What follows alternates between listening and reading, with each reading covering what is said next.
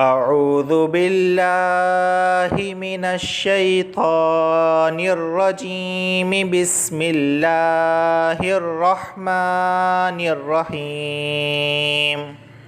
السلام علیکم دوستو، آج ہم سورہ بقرہ کی آیت نمبر 122 کو پڑھیں گے۔ بسم اللہ الرحمن الرحیم۔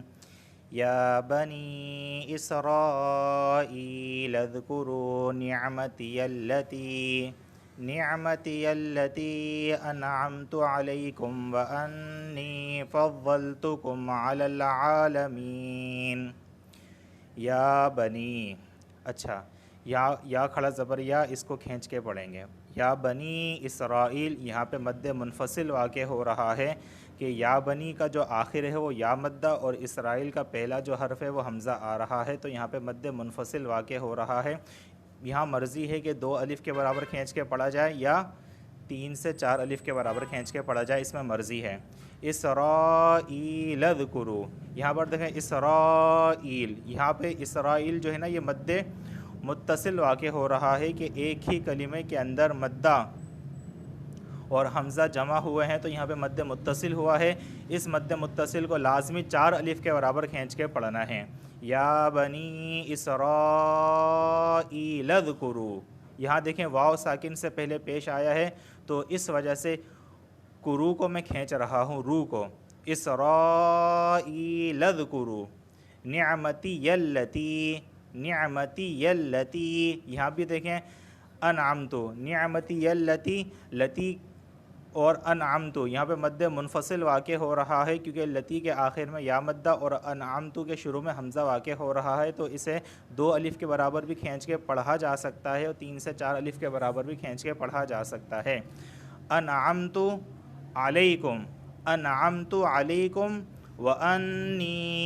وَأَنِّي، یہاں پر دیکھیں غنہ واقع ہو رہا ہے کیونکہ نون پر تشدید واقع ہوئی ہے، تو جب نون پر تشدید واقع ہوئی ہے تو اس وجہ سے یہاں پہ غنہ کریں گے اور کھینچیں گے، اس وجہ سے کیونکہ یہاں پر یا ساکن سے پہلے زیر آیا ہے، تو اس وجہ سے اسے 1 الف کے برابر کھینچیں گے بھی، نی کو، اور ان پہ غنہ کریں گے۔ فضلتکم علی العالمین، یہاں پر دیکھیں یا ساکن سے پہلے زیر آیا ہے میم پر، اس وجہ سے میں اسے کھینچ کے پڑھ رہا ہوں۔ اب میں اس کا لفظی ترجمہ کر لیتا ہوں۔ یا بنی اسرائیل کا ترجمہ ہے اے بنی اسرائیل، اذکروا تم یاد کرو، نعمتی میری نعمت، التی جو کہ، انعمت میں نے انعام کی، علیکم تم پر، وانی اور یہ کہ میں نے، فضلتکم تمہیں فضیلت دی، علی کا ترجمہ پر، العالمین زمانے والے۔ اس کا باب محاورہ ترجمہ یہ ہے، اے بنی اسرائیل میری ان نعمتوں کو یاد کرو جن کا میں نے تم پر انعام کیا، اور اس بات کو بھی کہ میں نے تم کو جہانوں پر فضیلت دی۔ اس آیت کریمہ اور اس کے مابعد والی آیت یعنی آیت نمبر 123 کو یہاں پر سورہ بقرہ کے 6 رکوع کے اندر بھی انہی 2 آیتوں کو ذکر کیا گیا تھا، اور یہاں پر دوبارہ ان آیتوں کو لے کر آئے ہیں صرف تمہید کو سمجھانے کے لیے کہ اللہ تعالیٰ نے بنی اسرائیل پر بہت زیادہ نعمتیں کی تھیں، کہ ان کو بہت فضیلت دی تھی، اور انہوں نے پھر سرکشی کی، نافرمانی کی، فرشتوں سے دشمنی کی، اور حضور صلی اللہ علیہ وسلم کے پاس جب آتے تھے تو راعینہ کہتے تھے۔ اللہ تعالیٰ یہی کہہ رہے ہیں کہ اے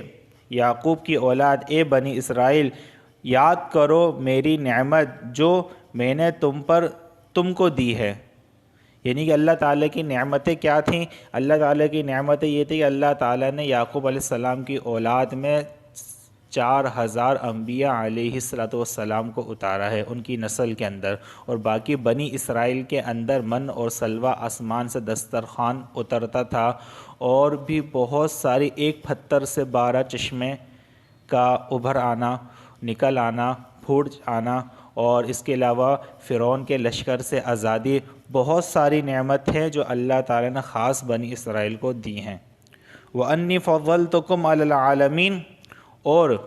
اللہ تعالیٰ نے بنی اسرائیل کو فضیلت دی ہے تمام جہانوں پر، تمام عالموں پر۔ اب یہ جو فضیلت ہے نا، یہ فضیلت اس وقت کے دور کی ہے جب انبیاء علیہ السلام موجود تھے، ان کے ماننے والے موجود تھے، تقوی کا دور تھا اور وہ لوگ اصل دین پر چلتے تھے، اللہ کی اطاعت کرتے تھے، تو جو انبیاء علیہ السلام اور ان کے ماننے والے لوگ تھے ان کو فضیلت حاصل تھی تمام جہانوں پر۔ اس آیت سے یہ ہرگز مراد نہیں ہے کہ بنی اسرائیل کے جتنی بھی زمانے ہیں، چاہے وہ پچھلے ہو یا اگلے ہو، جتنے بھی اقوام ہیں چاہے وہ پچھلی ہو یا اگلی ہو، وہ سب کے سب اقوام کو تمام جہانوں پر فضیلت حاصل ہے، اس کا معنی یہ ہرگز نہیں ہے، کیونکہ حضور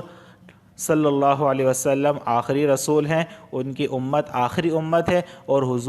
حضور کی امت یہ تمام امتوں پر فضیلت رکھتی ہے، یہ ہمارا ایمان ہے اور یہ عقیدہ ہے۔ اب دراصل یہودیوں کو تمام بنی اسرائیل کو تمام چیزوں کا علم تھا، لیکن انہوں نے اپنے علم کو چھپایا، انہوں نے اپنے علم کا اظہار نہیں کیا۔ ان کو معلوم تھا کہ عرب کے اندر آخری نبی آئے گا، لیکن ان لوگوں کو حسد ہوئی کہ وہ نبی عرب میں سے کیوں آیا، ہماری نسل میں سے کیوں نہیں آیا۔ تو اس حسد کی وجہ سے، اس وجہ سے کہ عرب میں آیا ہے، تو لہٰذا وہ لوگ انکار کرنے والے بن گئے اور انہوں نے قرآن کی تصدیق نہیں کی، حضور صلی اللہ علیہ وسلم کی تصدیق نہیں کی اور آپ کی رسالت کا انکار کیا، صرف حسد ہونے کی وجہ سے کہ عرب میں کیوں آئے، ہم میں سے کیوں نہیں آئے۔